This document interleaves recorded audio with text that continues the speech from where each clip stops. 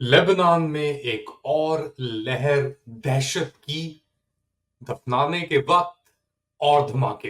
Late Ali show you के एक और एपिसोड में आप सबको खुशामदीद। To like, subscribe and share this content. लगता है कि जो इजरायली बर्बरियत है वो अभी नहीं रुकेगी या रुकने का नाम नहीं ले रही। एक दिन गुजर जाने के बाद हजारों पेजर, यानी आपको याद होगा डीसी पेजर हुआ करते थे, ये पेजर बुदापेस्ट में बने।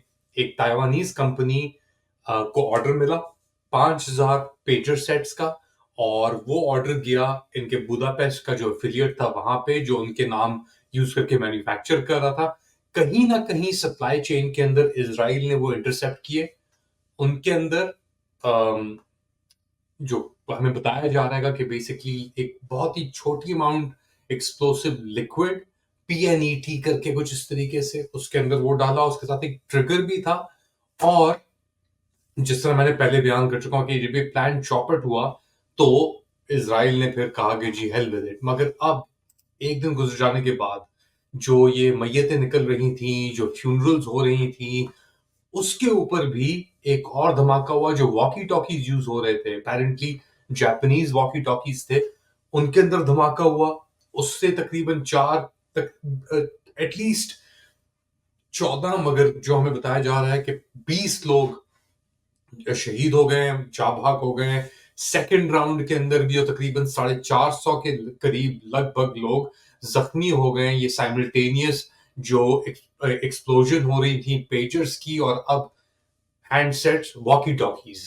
तो पहले पेजर्स हुए छोटे वाले जी। अब तो ये भी कहा जा रहा है कि जो ईरानियन सदर थे रईसी साहब, जिनका इंतकाल हुआ था मई के अंदर हेलीकॉप्टर क्रैश के अंदर अजरबैजान के करीब, हमने कहा था कि देखें जी इजरायली सर्वेलेंस और वो वहां पे मौजूद है। हमने जिक्र भी किया था मैंने अपने वीलॉग्स के अंदर पहले भी आपसे। तो अब ये कहा जा रहा है कि जो छोटी डिवाइसेस थी, रईसी साहब और उनके ऑन्ट्राज के पास भी ये इस टाइप के पेजर मौजूद थे। और हम जानते हैं इजरायली इन्फिल्ट्रेशन, अगर जो हानिया साहब को तेहरान के गेस्ट हाउस के अंदर उन्होंने मारा एक मिसाइल के थ्रू या जैसे भी, तो आप अंदाजा लगा लें कि उनकी कितनी इन्फिल्ट्रेशन होगी। और रईसी साहब का मरना उस हेलीकॉप्टर के अंदर, अगर ये पेजर उस हेलीकॉप्टर में होता और धमाका होता उसके अंदर, तो वो तो खत्म थी चीज, क्योंकि वैसे ही जो हेलीकॉप्टर थे उनके वो तो लंगड़े लूले हैं। तो इजरायली पेनिट्रेशन ये पूरी सप्लाई चेन के अंदर एक बहुत खतरे का एक अलमिया है। और इसने कई तरीकों से जो ये western US specific electronic supply chain थी, जिसके अंदर आप कह लें कि जी आईफोन भी आता है, इसके एफिलिएट्स हैं, तो ये कह रहे हैं कि कहीं भी कोई भी पार्ट है ना, कि पार्ट्स तो डिफरेंट सोर्स हो रहे हैं। जैसे कहते हैं कि इस एक आईफोन के अंदर तक 1300-1400 पार्ट्स हैं for example, right? May be ज्यादा भी होंगे। Actually let's see how many parts in an iPhone. अच्छा, वो कहते हैं कि 34 कंपोनेंट्स हैं इसके अंदर ओवरऑल, मगर सब कुछ मिला के अराउंड 1300 पार्ट्स हैं, छोटे छोटे बोर्ड्स और ये सब चीजें, सब कुछ मिला के। तो अब इन पार्ट्स को आप डिफरेंट जगहों से सोर्स कर रहे हैं, और सोर्सिंग के बाद आप इनको असेंबल हो रहे हैं। ये हो रहा है फॉर एग्जांपल चाइना के अंदर असेंबल। अच्छा, चाइना के अंदर असेंबल हो रहा है तो उनकी ओवरसाइट भी, सिक्योरिटी, ये सब चीजें मौजूद हैं। मगर वो वहां से निकलता है, वो एक प्रोसेस फॉलो करता है, या अगर कोई कंपोनेंट आ रहा है फैक्ट्री के अंदर तो एक प्रोसेस फॉलो कर रहा है। अब इसराइलियों ने क्या किया है, फॉर एग्जांपल ये बुडापेस्ट के अंदर कंपनी थी हंगरी के अंदर, जो जहां से ये प्रोडक्ट्स निकले, तो 5,000 प्रोडक्ट की प्लेसमेंट की हेजबुल्ला ने। और ये प्रोडक्ट प्रोडक्ट प्लेसमेंट हुई है at the beginning of the year, कि जैसे टेंशन बढ़ रहे थे अक्टूबर 7 के बाद, तो गाजा के अंदर हमास और गाजा इसराइल फोकस हुआ था। मगर फिर at the beginning of the year, साल की शुरुआत के अंदर, जो टेंशन इसराइल और लबनान और हिजबुल्लाह के दरमियान इंक्रीज होना शुरू हो गया। फिर बमबारी भी शुरू हुई, सहाफी भी मरे, बहुत टेंशन तो रहे, और पूरा जो नॉर्थ था इसराइल का वो एक तरीके से वेकेट हो गया।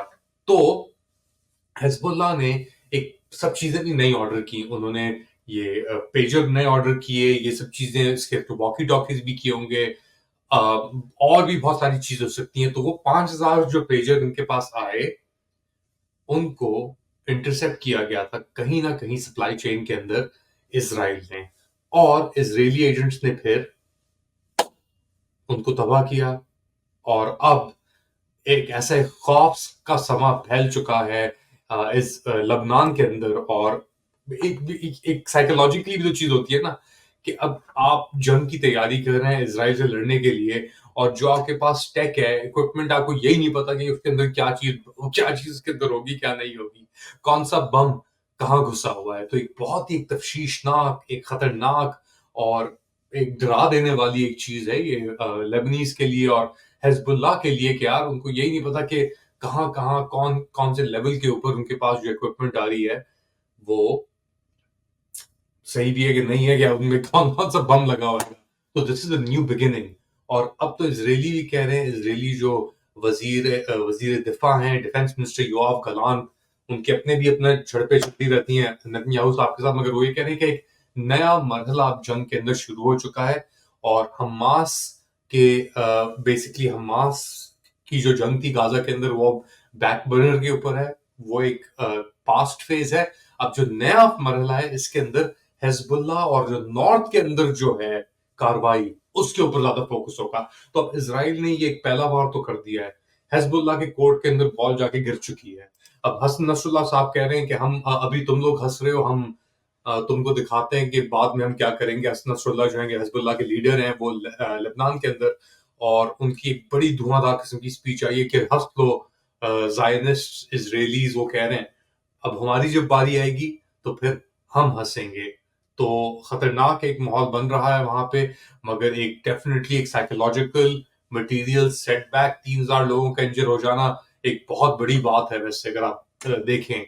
और किस तरीके से जो तस्वीरें आ रही हैं, बेदर्दी लोग बाइक्स के ऊपर, हिजबुल्लाह के कुछ अलेजेड जो लोग बंदे हैं यहाँ पे, उनके बेसिकली कि किसी ने गोली मार दी है उधर। तो इस तरीके से वो फटा है, और ऐसे ऐसी तस्वीरें आ रही हैं बुक शेल्फ से फटा नीचे की तरफ एक।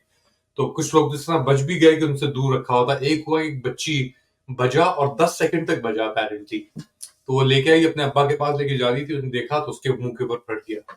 तो इस तरीके के केसेस आ रहे हैं, बहुत खतरनाक ऑफ कोर्स सिचुएशन है ये।